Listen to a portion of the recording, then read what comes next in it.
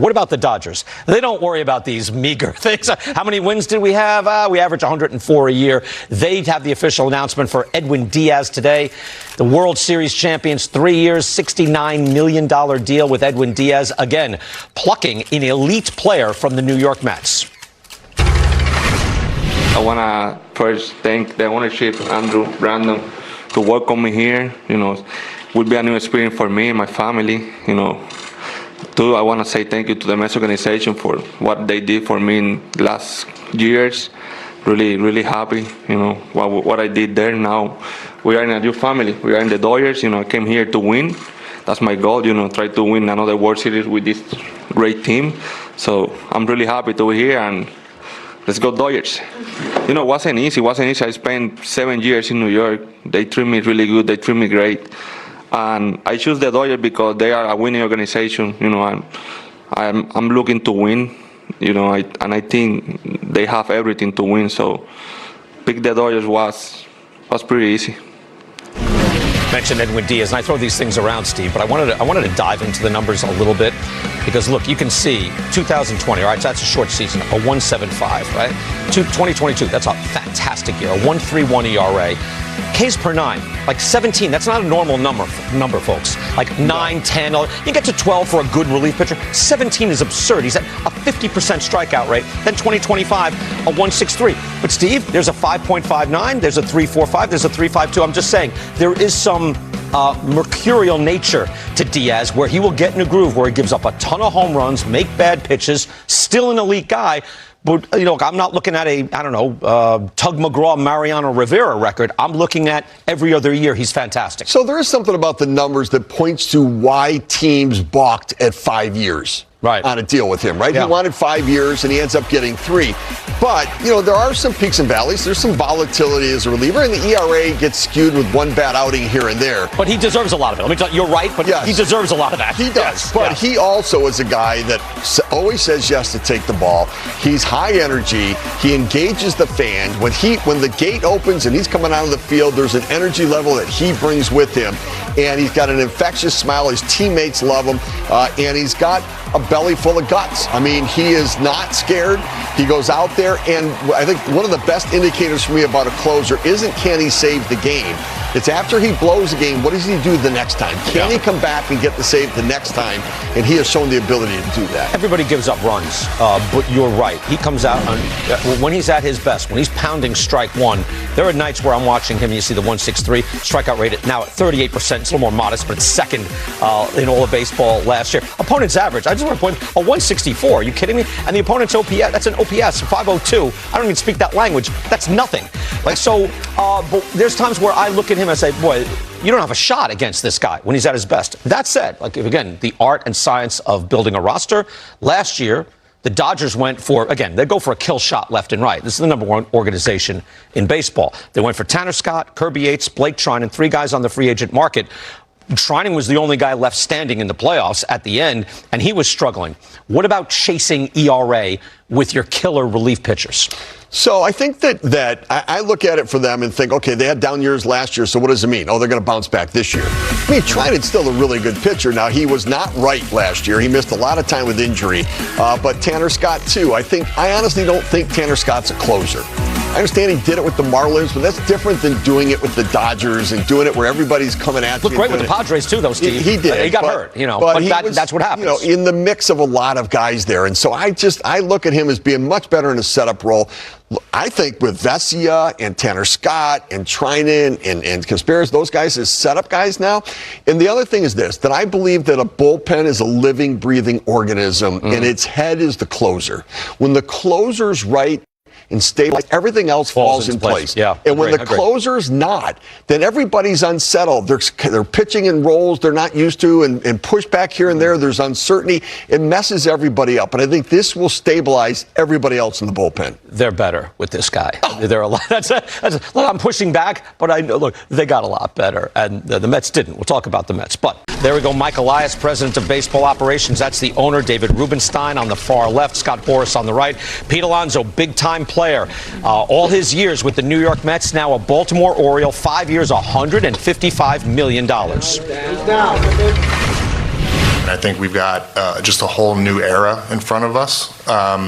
And signing Pete is a big part of that. And I think when you look at Pete in the middle of the lineup, we have arguably the best batting lineup in Major League Baseball right now. It was just head and shoulders above everybody else. Like this park, this city, this team, this organization, everything combined, everything just clicked. Pretty much what they told me is like, hey, this is where we see you and how we're going to get there. Like, you're going to be a big part in winning a championship here. And not just like them saying that, them like pretty much giving me the entire blueprint of the organization is extremely refreshing. And as we talked and not just went through things in the minutia, the organization and stuff like that, just getting to know them as men and people, it really gave me a kind of like a good insight on what my day is going to be like every day in the clubhouse and what this culture is going to be like. And there's a lot of talent, there's a lot of young talent, and I feel like I'm going to help this team achieve greatness.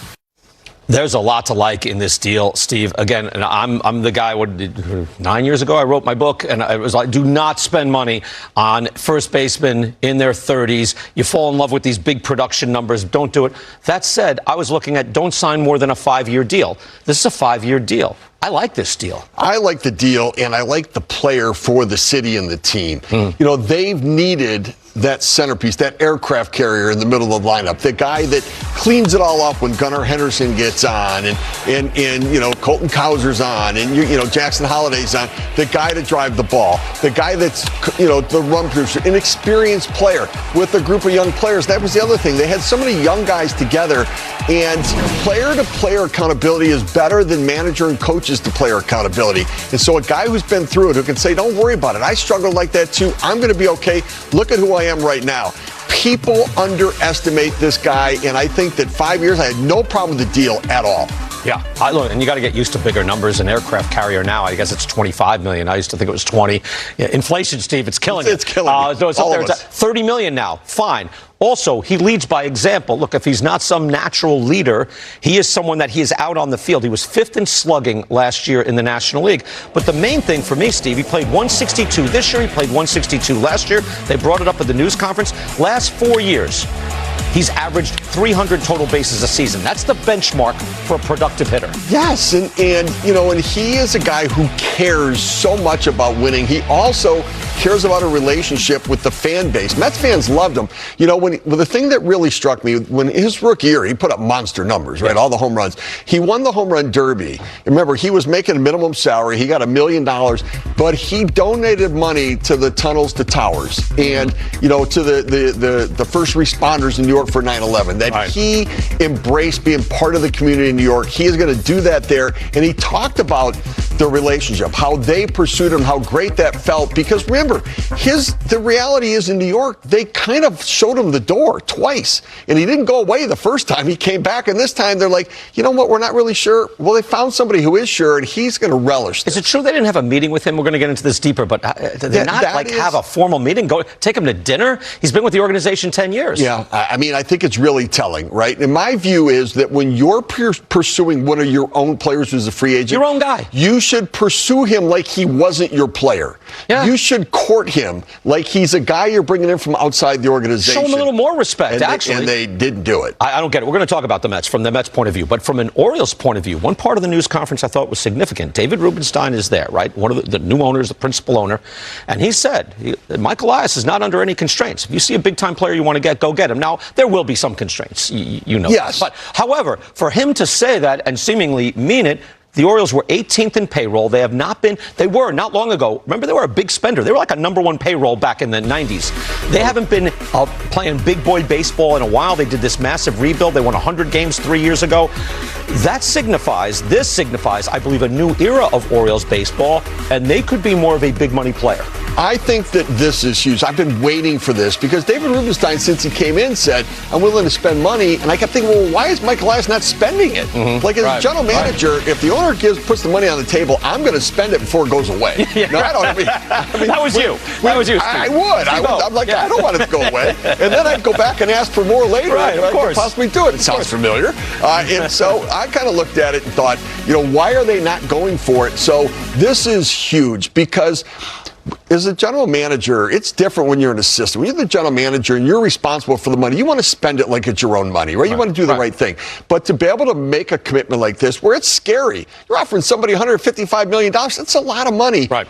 And now, but he's now experienced it, and now he needs to do it with the pitching staff. He needs somebody in that rotation where it's going to be a little uncomfortable, but this is how you compete. At some point, you get to the place where you take a risk. You take a chance. Right. They've been the most risk-averse organization in baseball. From the Angelos family, now this transition, this is a huge statement about the direction of this organization. I completely agree. And part of the art, science, and craft of building a championship team is knowing when to put your foot on the accelerator. This was pushing it down. We'll talk about it from the Mets' perspective in a little bit. Again, Orioles 87 losses last year, but 2 years removed from a 100-win season. 2 years ago, made the playoffs, 91 wins.